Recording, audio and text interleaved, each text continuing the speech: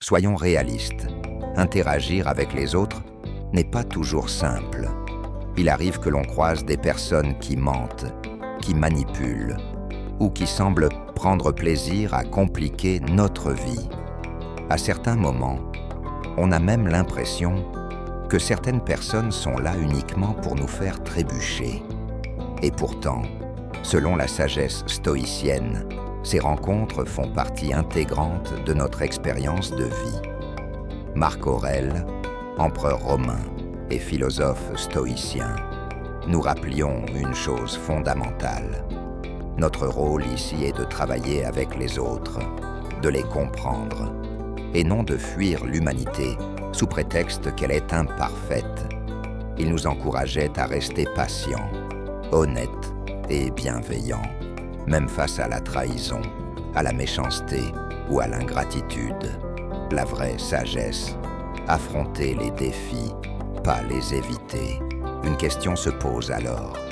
Quelle attitude adopter pour ne pas se laisser emporter par les aspects les moins reluisants de la nature humaine? Notre premier réflexe, bien souvent, est d'éviter les difficultés. On cherche à contourner les conflits, à se protéger de la douleur, à fuir l'inconfort. Mais ce que nous enseigne le stoïcisme, c'est exactement l'inverse. La véritable transformation intérieure passe par la capacité à affronter les épreuves, non à les esquiver. Nous ne sommes pas simplement là pour survivre à la vie, pour franchir un obstacle après l'autre. Nous sommes là pour grandir, pour affiner notre perception du monde, pour développer une compréhension plus profonde de nous-mêmes et des autres.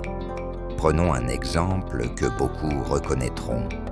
Vous vous apprêtez à parler devant un groupe, à partager une idée qui vous tient à cœur. Mais soudain, une petite voix intérieure surgit. Elle ne s'interroge pas sur la valeur de ce que vous allez dire, mais sur comment cela sera perçu. Vont-ils m'écouter? Vont-ils juger? Vais-je être accepté? Cette voix, nous la connaît tous. C'est celle qui nous pousse à chercher la validation d'un public invisible, à modifier notre discours, nos gestes, notre posture pour plaire, pour être apprécié, quitte à nous éloigner de notre propre vérité. Marc Aurèle nous mettait déjà en garde contre cette tendance.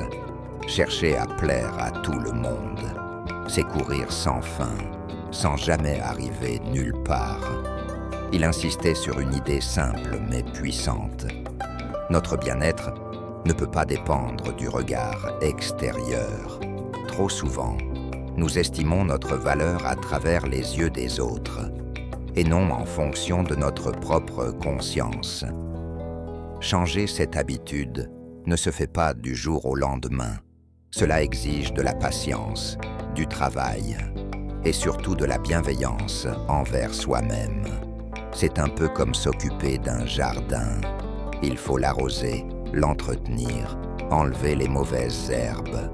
Notre confiance en nous se construit lentement à travers nos choix quotidiens. Et chaque jour, nous offrons une nouvelle occasion de choisir.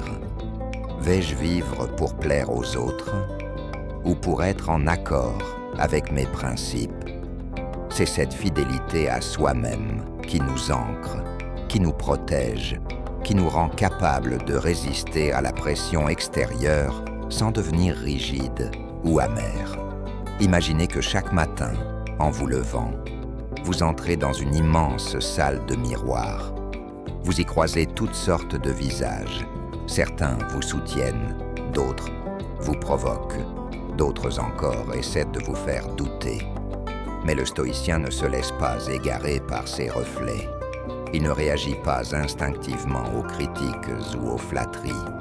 Il reste centré, lucide, fidèle à ses principes. Car au fond, l'idée n'est pas d'éviter les personnes toxiques ou les situations difficiles, mais de ne pas leur permettre de modifier qui nous sommes.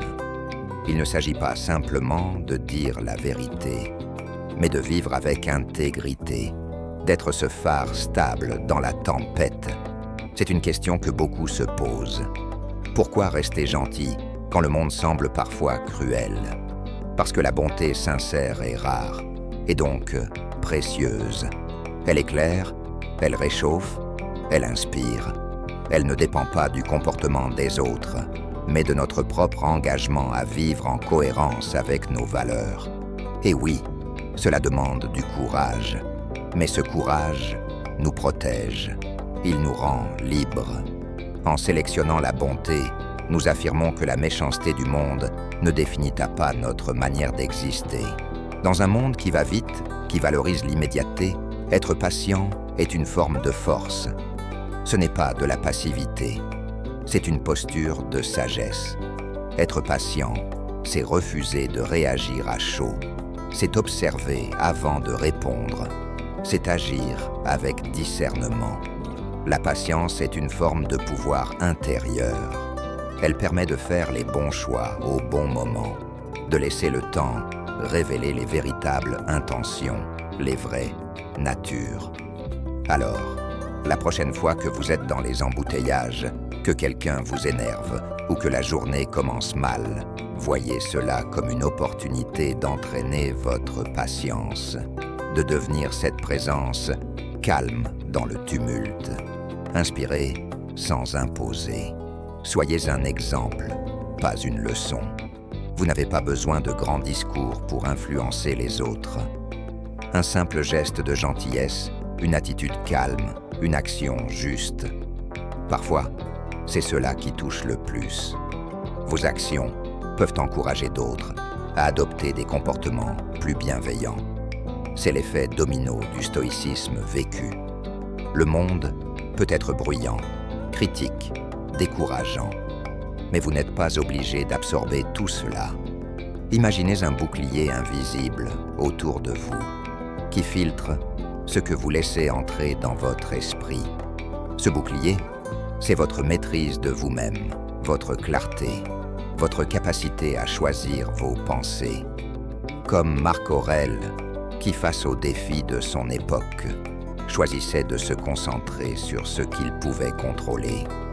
Vous pouvez aussi décider de ne pas vous laisser entraîner dans le bruit. Ce qui compte, ce ne sont pas les paroles des autres, mais vos actes, vos intentions, votre volonté de faire le bien, même lorsque c'est difficile. Être plein d'amour, ce n'est pas une faiblesse, c'est une force douce, mais puissante. C'est choisir de voir le bon en chacun, même quand ce n'est pas évident. C'est comprendre que chacun a ses luttes et que la compassion est un remède silencieux. Marc Aurèle nous rappelait « Faire le bien, c'est se faire du bien ». Chaque acte de gentillesse nous ancre un peu plus dans une vie qui a du sens. Défilez-vous parfois sur les réseaux sociaux en pensant que les autres vivent mieux que vous, que leur vie semble parfaite? Prenez du recul. Ce que vous voyez, ce sont des fragments choisis, pas la réalité complète. La seule comparaison utile, c'est avec la personne que vous avez été ici. Cherchez à progresser, pas à égaler. Rappelez-vous que chaque vie est complexe et que ce que vous avez, aussi imparfait soit-il, peut être précieux. La gratitude ne signifie pas renoncer à grandir, mais reconnaître déjà ce que vous possédez. Avons-nous parfois rapporté un appel, un message à demain, pensant qu'on aura le temps? Et si ce demain ne venait jamais? Le stoïcisme, à travers le memento mori, nous rappelle que la vie est fragile. Ce n'est pas une invitation à vivre dans la peur, mais dans la conscience.